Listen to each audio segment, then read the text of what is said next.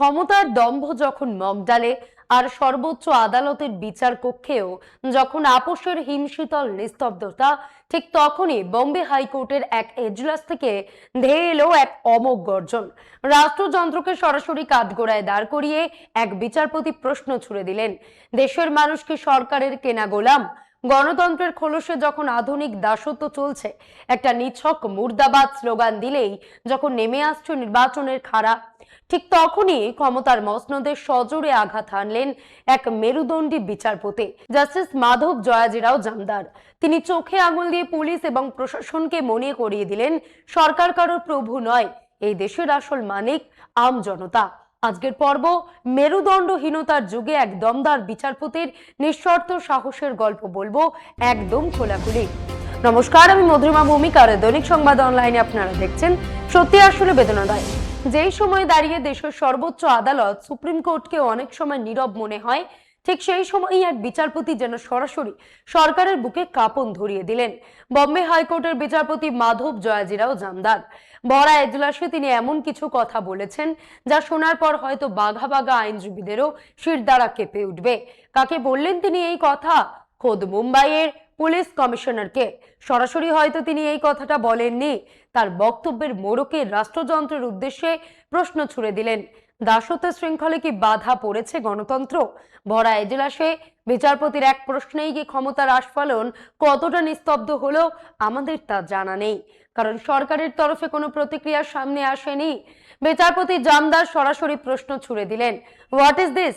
Are all citizens being made slaves of the Indian government? They cannot stage protests, they cannot agitate. আপনারা কি দেশের নাগরিকদের সরকারের কেনা গোলাম ভেবেছেন? জনগণকে সরকারের দাস, প্রতিবাদ করা নাগরিকের অধিকার, তার জন্য তাদের উপর শাস্তির খাঁড়া ঝুলিয়ে দেওয়া হবে? সাধারণ মানুষকে রাস্তায় বসে ধর্ণা দিতে পারবেন না, সরকারের নীতির বিরোধিতা করতে পারবেন না, আর খোদ স্বরাষ্ট্রমন্ত্রী অমিত শাহের বিরুদ্ধে কেউ যদি স্লোগান দেন, মুর্দাবাদ বলেন, তাতেই কি তাকে রাতারাতি এলাকা ছাড়া বা জেলা ছাড়া করে দিতে হবে? বম্বে হাইকোর্টের বিচারপতি মাধব জামদারের মতন একজন বলিষ্ঠ বিচারপতির ঘরে গতকাল চলছিল এক চাঞ্চল্যকর মামলার শুনানি। সোশ্যালিস্ট ডেমোক্রেটিক পার্টি অফ ইন্ডিয়ার সাধারণ সম্পাদক শহীদ আহমেদ আব্দুল ওয়াহিদ চৌধুরীর শাস্তির মামলা শুনছিলেন বিচারপতি। কেন্দ্রীয় সরকারের বিভিন্ন সিদ্ধান্তের বিরুদ্ধে সক্রিয়ভাবে মিছিল এবং ধর্ণার আয়োজন করে আসছিলেন শহীদ। নাগরিকত্ব সংশোধনী আইন এবং জ্ঞানপাপী মসজিদ সংক্রান্ত বিতর্কেও তিনি সদলে মায়ানগরীর রাস্তায় নেমে প্রতিবাদ করেছেন। এই কারণে শহীদের বিরুদ্ধে 5টি এফআইআর হয় এবং তার ভিত্তিতে মুম্বাই পুলিশ তাকে 1 বছরের জন্য এলাকা ছাড়া হয়ে থাকার নির্দেশ দেয়। সেই নির্দেশকে চ্যালেঞ্জ করে হাইকোর্টের দরজায় কড়া নাড়েন 49 বছরের শহীদ। নিজের দলের হয়ে গত বিধানসভার ভোটেও লড়েছিলেন তিনি। রাজনীতি করলে মানুষের অভাব অভিযোগে রাস্তায় নামতেই হয়, ধর্ণা অবস্থান করতে হয়। শহীদ সাহেবও করেছিলেন, আর সেখানেই তিনি স্লোগান তুলেছিলেন, বিজেপি সরকার মুর্দাবাদ, অমিত শাহ মুর্দাবাদ। ব্যাস, আর যায় কোথায়? পুলিশ কমিশনারের নির্দেশে মুম্বাই পুলিশ তড়িঘড়ি তার বিরুদ্ধে মামলা দায়ের করে, তাকে একেবারে জেলা ছাড়া করে দেওয়া হয়। এরপর মামলা গড়ায় হাইকোর্টে। শুনানি চলছিল ইংরেজিতে, কিন্তু বিচারপতি তার পর্যবেক্ষণে ক্ষুব্ধ হয়ে বললেন, পুলিশ আর public servants, they are not servants of the chief minister or the prime minister. অর্থাৎ পুলিশ মুখ্যমন্ত্রী বা প্রধানমন্ত্রীর চাকর নয়, তারা জনগণের সেবক। বিচারপতি বলেন, if a citizen is protesting against the government, that by itself cannot be a ground for externment। বিচারপতি ইংরেজিতে আর যা বললেন, সহজ ভাষায় তার অর্থ করলে দাঁড়ায়, হচ্ছেটা কি এসব? দেশের নাগরিকদের কি ভারত সরকারের দাসে পরিণত করা হচ্ছে? আপনারা কি তাদের কেনা গোলাম মনে করেন? মানুষ কি কোনো প্রতিবাদ করতে পারবে না? ধরুন পরীক্ষার প্রশ্নপত্র ফাঁস হয়ে গেল, ক্ষুব্ধ ছাত্রছাত্রীরা রাস্তায় নেমে প্রতিবাদ করলো, আর আপনারা অমনি তাদের উপর মামলা ঠুকে দেবেন? বিচারপতি কড়া ভাষায় প্রশাসনকে মনে করিয়ে দিলেন, every citizen has a fundamental right to express dissent and to protest peacefully subject to law. অর্থাৎ গণতন্ত্রের প্রতিবাদ করা নাগরিকদের সাংবিধানিক অধিকার। কোনো বিষয়ে অপছন্দ হলে মানুষ শান্তিপূর্ণভাবে প্রতিবাদ করতেই পারেন, কেউ তাদের আটকাতে পারে না। এরপর তিনি সৈয়দ সাহেবের প্রসঙ্গে আসেন, বলেন, আবেদনকারী তো শুধু স্লোগান দিয়েছেন, বলেছেন বিজেপি সরকার মুর্দাবাদ, অমিত শাহ মুর্দাবাদ। তো কি হয়েছে, একজন নাগরিক কেন স্লোগান দিতে পারবেন না? আর সামান্য একটা স্লোগানের জন্য কেন তাকে জেলা ছাড়া করার মতন চরম নির্দেশ দেওয়া হবে? মোদি বা অমিত শাহের কাজ নিয়ে, তাদের নীতি নিয়ে কারোর আপত্তি থাকতেই পারে, ক্ষোভ থাকতে পারে, কিন্তু তার জন্য কি মুর্দাবাদ বলা যাবে না? সবসময় কি শুধু তাদের নামে জিন্দাবাদই বলতে হবে? আর সামান্য একটা স্লোগান দেওয়ার অপরাধে একজন মানুষকে আপনি একেবারে জেলা ছাড়া করে দেবেন? এরপর তিনি যা বলেছেন তা শুনলে এই মানুষটিকে, এই বিচারপতিকে স্যালিউট করতে বাধ্য হবেন আপনি। আপনার মনে হবে আজকের দিনেও দেশে এমন সৎ, নির্ভীক এবং সত্যিই দেশের কথা ভাবেন এমন মানুষ তাহলে রয়েছেন।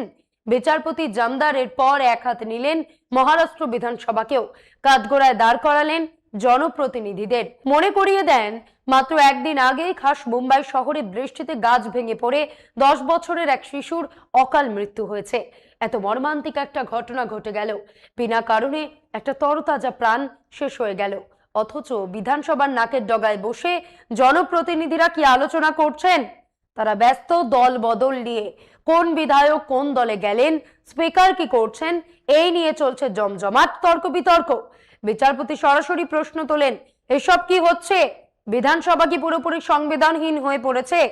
মানুষের জীবনের চেয়ে একটা শিশুর করুণ মৃত্যুর চেয়ে সেখানে দল বদল আর ঘোড়া কেনা বেচার চর্চাই কি বেশি জরুরি? আপনাদের একটু লজ্জা করে না? সত্যি জাস্টিস জামদার, আপনাকে স্যালিউট। বিচারপতি স্পষ্ট করে বলেন, সরকারের সিদ্ধান্তের বিরোধিতা করা কোনো নাগরিককে এলাকা ছাড়া করার কারণ হতে পারে না। সেটা সংবিধান প্রদত্ত মত প্রকাশের স্বাধীনতা এবং মর্যাদার সঙ্গে বেঁচে থাকার মৌলিক অধিকারের উপরে আঘাত আনে। এই মামলার নিষ্পত্তি করে শহীদের বিরুদ্ধে এলাকা ছাড়া হওয়ার দুটো নির্দেশই জাস্টিস জামদার খারিজ করে দেন। তার লিখিত নির্দেশে স্পষ্ট বলা হয়েছে, আবেদনকারী তার নাগরিক দায়িত্ব পালন করতে গিয়ে ভারত সরকারের কিছু সিদ্ধান্তের বিরুদ্ধে মিছিল এবং ধর্নার আয়োজন করেছেন। শুধুমাত্র এই কারণে মহারাষ্ট্র পুলিশ আইনের অধীনে তাকে নির্বাসিত করা যায় না। তার বিরুদ্ধে করা পদক্ষেপ বিদ্বেষপ্রসূত। কেবলমাত্র সরকারের কিছু সিদ্ধান্তের বিরোধিতা করার কারণে আবেদনকারীর বিরুদ্ধে যে ব্যবস্থা নেওয়া হয়েছে তা তার মৌলিক অধিকারকে ক্ষুণ্ণ করেছে। শহীদের ভাগ্য ভালো যে জাস্টিস জামদারের মতন একজন দমদার শির দ্বারা সম্পন্ন বিচারপতির এজলাসে তার মামলাটি উঠেছিল। অন্য কেউ হয়তো তার ঘাড়ে আরো 2-3টে মিথ্যে মামলা সযত্নে চাপিয়ে দিত, কিংবা কে বলতে পারে হয়তো বিনা নোটিসে তার বাড়িটাই বুলডোজার দিয়ে গুড়িয়ে দেওয়া হতো। একটা মানুষকে শুধু স্লোগান দেওয়ার অপরাধে রাষ্ট্র তাকে পরিবার থেকে, বাচ্চাদের থেকে আলাদা করে দেবে? এবার আসল প্রশ্ন, জাস্টিস জামদারের হস্তক্ষেপে সৈয়দ সাহেব তো ন্যায় বিচার পেয়ে গেলেন, কিন্তু দেশের কতজন মানুষ এমন বিচার পান যাদের বিরুদ্ধে দিনের পর দিন মিথ্যে মামলা সাজানো হচ্ছে, ভুয়ো এনকাউন্টার হচ্ছে? বিহারে ভরত তিওয়ারি এনকাউন্টারের মতন ঘটনা ঘটেছে। অন্যদিকে গোপালগঞ্জ জেলায় সিনে তারকা পঙ্কজ ত্রিপাঠীর ভাইকে ধারালো অস্ত্র দিয়ে আক্রমণ করা হচ্ছে। অস্ত্র ফেলে দেওয়ার পরও পুলিশ গুলি করে মারছে, বিনা কারণে বুলডোজার চালিয়ে দেওয়া হচ্ছে। তারা কি বিচার পাচ্ছেন? দুর্ভাগ্যজনকভাবে বেশিরভাগ ক্ষেত্রেই তো বিচারপতিরা নীরব থাকেন। তাই আজ দেশের সামনে সবচেয়ে বড় প্রশ্ন হলো, সুপ্রিম কোর্ট থেকে শুরু করে হাইকোর্ট বা দায়রা আদালত, সব জায়গায় কি আজ জাস্টিস জামদারের মতন মেরুদণ্ডী বিচারকের খুব বেশি প্রয়োজন নেই? কেন এমন বিচারকের সংখ্যা আজ এত কম? কেন তারা আজ বিরল? আজকের এই আপোষ আর রফার যুগে, যেখানে বেশিরভাগ আদালতকেই আপোষ করতে দেখা যায়, সেখানে জাস্টিস জামদারের এই সাহসী অবস্থান যেন এক ঝলকে দমকা হাওয়া। দীর্ঘ কয়েক মাস পর এমন একটা স্বস্তির খবর শোনা গেল। তবে সবার আগে কুর্নিশ জানাতে হয় জাস্টিস জামদারের বাবাকে। অবাক হচ্ছেন, ভাবছেন ছেলের বীরত্বের কথা বলতে গিয়ে হঠাৎ বাবার কথা কেন উঠছে? কারণ সাহসটা আসলে ওদের রক্তে। এই বিচারপতির কোনো তাৎক্ষণিক আবেগ বা অফ দ্য কাফ রিমার্ক নয়। জাস্টিস জামদারের বাবা জেডি জামদার ছিলেন একজন ডাকাবুকো কড়া মেজাজের বিচারক। 1989 সালে তিনি মুম্বাইয়ের city civil and sessions court থেকে অবসর নেন। অত্যন্ত সম্মাননীয় বিচারক ছিলেন তিনি। কাউকে পরোয়া করতেন না, কারোর কাছে মাথা নত করতেন না। আমরা যখন কোনো সম্পর্ক তৈরি করি তখন পরিবারের সংস্কার দেখি, ঠিক তেমনি একজন বিচারকের মেরুদণ্ড কতটা শক্ত তা বুঝতেও অনেক সময় তার পারিবারিক শিকড়ের দিকে তাকাতে হয়। কেবল চাকরি বা পদ দিয়ে তো আর মানুষের বিচার হয় না। আপনাদের একটা তথ্য দিই, বিচারপতি হওয়ার আগে মাধব জামদার যখন ওকালতি করতেন তখন কাদের হয়ে লড়তেন জানেন? ম্যানুয়াল স্ক্যাভেঞ্জিং বা নর্দমায় নেমে কাজ করতে গিয়ে যে হতভাগ্য মানুষগুলো প্রাণ হারাতেন তিনি তাদের মামলা লড়তেন। যাদের দুবেলা পেট ভরে খাবার পয়সা জুটত না তাদের জন্য বিনামূল্যে আইনি লড়াই করতেন। তার অর্ধেকের বেশি ওকালতি ছিল গরিব মানুষের জন্য সম্পূর্ণ বিনা পয়সায়। যে মানুষটার অতীত এমন তিনি তো আজ ভরা এজলাসে বুক চিতিয়ে প্রশ্ন করবেনই, ভারত সরকার মুর্দাবাদ বা অমিত শাহ মুর্দাবাদ বললে ক্ষতিটা কোথায়? সাধারণ মানুষের কি ক্ষোভ উগড়ে দেওয়ার এইটুকু অধিকারও নেই?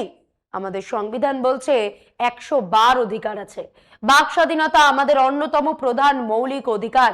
কেউ যদি রাস্তায় দাঁড়িয়ে অমিত শাহ মুর্দাবাদ স্লোগান দেন তবে বড়জোর ব্যক্তি অমিত শাহ তার বিরুদ্ধে মানহানির মামলা করতে পারেন। কিন্তু রাষ্ট্র কেন স্বতঃপ্রণোদিত হয়ে মামলা করবে? অমিত শাহ তো আর রাষ্ট্র নন, নরেন্দ্র মোদীও রাষ্ট্র নন।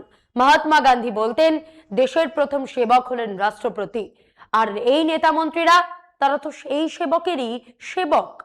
দেশের আসল মালিক হলাম আমরা, সাধারণ জনগণ, উই দ্য পিপল। একজন মালিক তার কর্মচারীর কাজে ক্ষুব্ধ হয়ে তাকে মুর্দাবাদ বলতেই পারেন, কিন্তু এখন তো ঘটছে ঠিক উল্টোটা। আজ কর্মচারীরাই মালিকার দিকে চোখ রাঙাচ্ছে। গোটা দেশটাকে যেন এক আধুনিক দাস প্রথা শৃঙ্খলে বেঁধে ফেলা হয়েছে। গত 12 বছরে মহামানবের শাসনে ভারত গণতন্ত্র বলে আর কিছুই অবশিষ্ট আছে কি না তা নিয়েও রাষ্ট্রসংঘের মতন মঞ্চেও খোলাখুলি আলোচনা করতে হচ্ছে। মহামানব নিজের খেয়ালে মত্ত, আর এদিকে আম জনতার বস্তিতে আগুন জ্বলছে। গত 12 বছরে মহামানব কেবল দেশ বিদেশ ঘুরে বেরিয়েছেন। দেশের সুশাসন বা আম জনতার প্রকৃত সমস্যা নিয়ে তার যেন মাথা ব্যথাই নেই। যেন প্রধানমন্ত্রী নন, তিনি দলের ভোট মন্ত্রী। কি করে ভোটপাত্র পূর্ণ হবে তা নিয়েও অষ্টপ্রহর তিনি মগ্ন। সেই কাজে কখনো তিনি ক্যামেরার সামনে ঘুড়ি ওড়াচ্ছেন, কখনো ডুগডুগি বাজাচ্ছেন, আবার কখনো ধ্যানে বসার জন্য গুহায় ঢুকে পড়ছেন। সবই করছেন কেবল এবং কেবলমাত্র একটি নির্দিষ্ট ধর্মীয় সম্প্রদায় বিদ্বেষী হিন্দু তৈরি করতে। আবার বিচার ব্যবস্থায় আসি। বিহারে দিন দুপুরে ভরত তিওয়ারির মতন 28 বছরের এক তরতাজা যুবককে, যার সমর্থকদের একাংশ তাকে আজকের ভগৎ সিং বলে অভিহিত করছেন, সেই ছেলেটিকে প্রকাশ্যে খুন করা হলো, ফেক এনকাউন্টারে মেরে ফেলা হলো। আর সুপ্রিম কোর্ট কি বলল? তারা জানালো এই মামলা তারা শুনবেই না। এই বৈপরীত্যটা একবার খেয়াল করুন।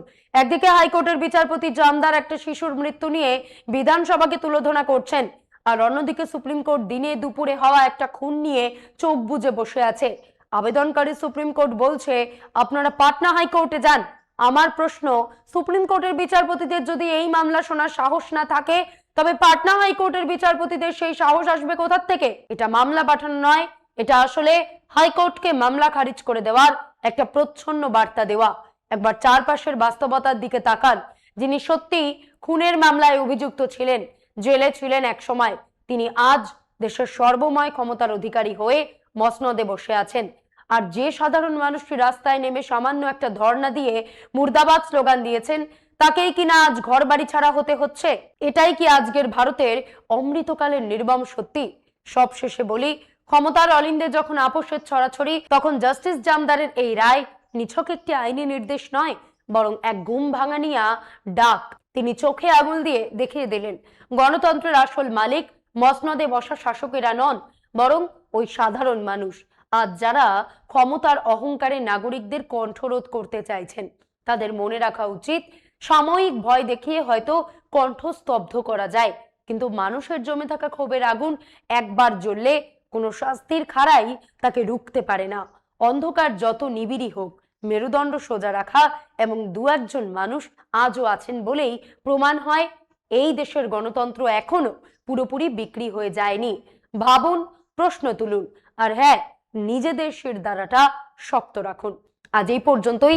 এমন আরো বিষয় জানতে অবশ্যই সাবস্ক্রাইব করুন, লাইক, কমেন্ট, শেয়ার করুন। দেখতে থাকুন দৈনিক সংবাদ, শুধু না আমি যথেষ্ট।